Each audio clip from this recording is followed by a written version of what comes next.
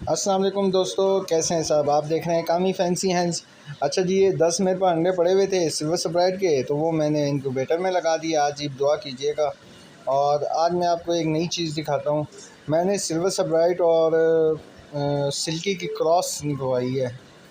मतलब कि अंडे सिल्वर स्प्राइट नहीं दिए हैं, लेकिन मुर्गा जो था ना, मतलब कि मैंने वो एक मुर्गी पे एक्सपेरिमेंट किया है, वो मैंने सिल्की के साथ छोड़े रखी है।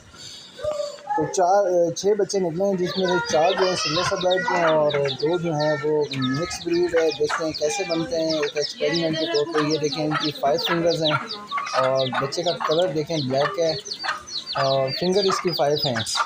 जहाँ से मुझे पता चला है कि और ये मुर्गी बहुत अग्रेसिव है, मारती है। तो जिसने मेरे चैनल को अभी तक सब्सक्राइब नहीं किया, प्लीज़ वो जल्दी से सब्सक्राइब करें और बेल आइकन को प्रेस करें ताकि हर आने वाली वीडियो का नोटिफिकेशन आपको मिलता रहे। मिलते हैं किसी